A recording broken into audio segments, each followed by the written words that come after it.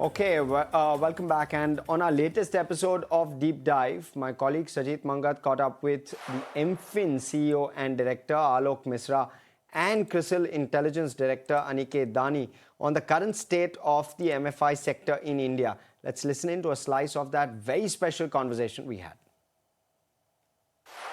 The disbursements have been slower, and because of that, the gross portfolio of the microfinance sector has fallen 13% year on year. If I see November 25 figures compared to December 24 figures, the portfolio today is now at around 3.35 lakh crores, while last year in December it was at 3.85.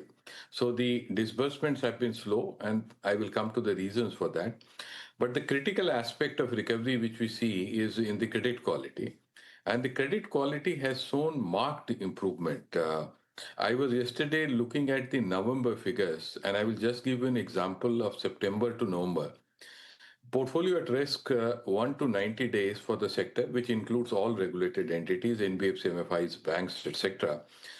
The portfolio at risk 1 to 90 days in September was 4.57%, which was a little higher, though lower than earlier time. But in 30th November, it has come down to 2.72%, which is a significant achievement within 2 months. So that shows the sign of recovery. The other indicator, even more recent data, that is for December, comes to me from the market update given by the largest NBFC MFI and listed company, Credit Access Grameen Limited, which has given its business update for December. And it says that PAR 1 to 90 for it is only 1.6%. While I said for All India in November, it was 2.72. For Credit Access All India in December, it is 1.6 only. And its X bucket collection efficiency in December is 99.7. So that is music to the ears. That is almost, you can say, equal to the normal times or the best times which we had. And this improvement, let me also say one more thing, has happened when the portfolio is going down because the disbursements are low because of liquidity issues. So the denominator impact is also there. If the disbursements would have kept pace, this improvement would have looked even better. And finally, one more thing on the improvement I would like to say is that, as you already said, that we introduced the guardrails in which we check every quarterly. It is not merely a piece of paper. And the September data, the checks which we did, it shows that the 96% of the clients are within the guardrails. So on the underwriting part, significant improvement. On the credit quality, significant improvement. Now, the only thing which we wait is liquidity and disbursements to start normally, especially from small and medium players. Kid, hi, good afternoon. Mr. Mishra has, articulated well how the entire trajectory of MFI is taking shape. Do you think this is a decisive one, or there is still risks in this? What we see, I'll give you in numbers. We don't feel the full recovery will happen in FY26 itself. We feel that the recovery will start after FY26, which is in FY27. So our growth call for the industry, outstanding growth, is about the lower single digits for FY26. And in FY27, we expect it to go to double digits. And like Sir said, we are seeing that the asset quality is definitely improving in terms of, say, PAR 30 to 60, PAR 60 to 90. Most of the players are seeing that improvement, and the improvement is visible across geographies, which is across, majority of the states in India.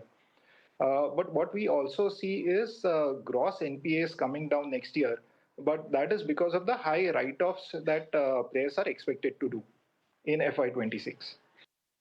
Mr. Mishra, if you can also elaborate, we expected a sharp rebound in MFI after the guardrails being put in place, but the turnaround has been slow. What is the reason for the slow turnaround?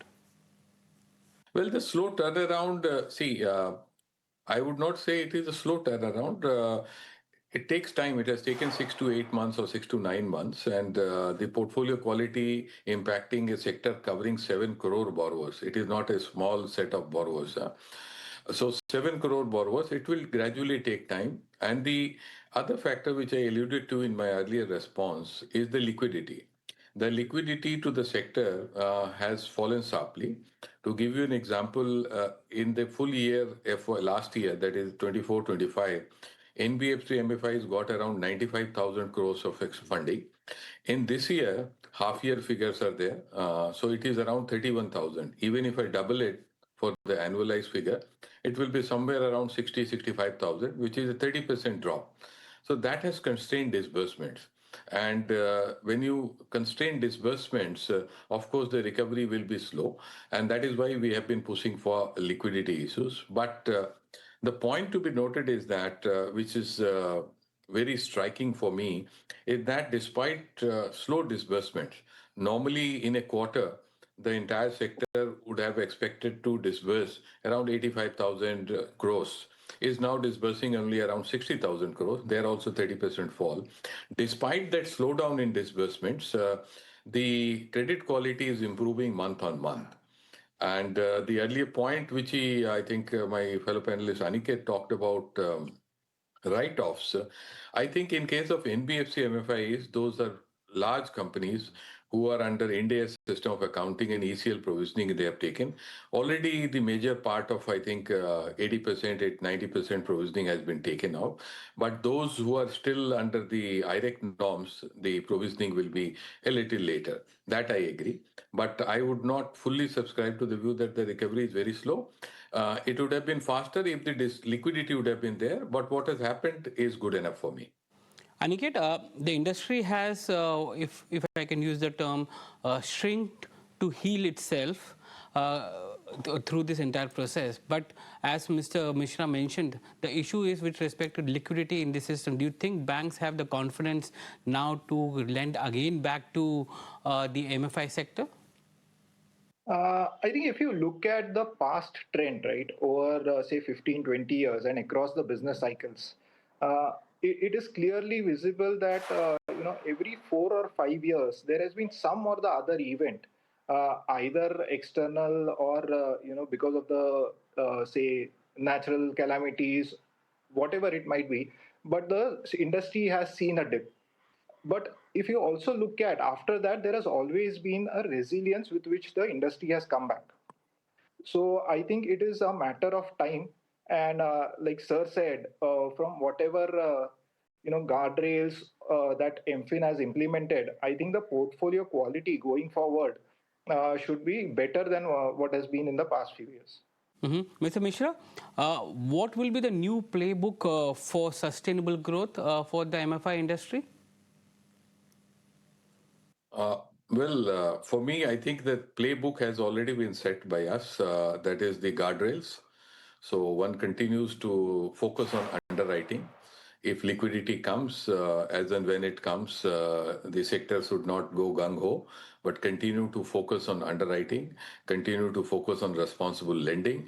And it is very detailed because in the guardrails, we have talked about the maximum loan amount, we have talked about number of lenders, we have talked about how do you take into account the obligations for the bullet loans, capping of processing fee, how do you take into account missing AMIs, and we check it. So I think almost all the poles of underwriting we have covered. Only one thing is missing, and that's a policy issue which we are pursuing vigorously, and that is the KYC issue. So the sector needs a robust KYC, which is not only for verification of the client, but also for reporting it to the CICs, so that when another institution goes and is wanting to lend to that similar client, the correct record should be there. Right now, after the Supreme Court judgment, the Aadhaar usage is only with those institutions who have eKYC, and that too only to verify the client. But the reporting to CIC is not allowed. So we are talking about ways and means with the government. We also need the support of Reserve Bank of India, that what we can do to strengthen and foolproof the KYC system. In some or the other means, the Aadhaar has to be used and it has to be stored in CIC, whether it is the last 4 digits or it is in the form of tokenization using blockchain technology. Something has to be done because underwriting institution can do all good. We can monitor and keep monitoring, and everything will be in place. But because of the KYC, the basic fundamental building block of underwriting, there can still be cases, 2 to 3% cases, which will miss out, which we want to plug in.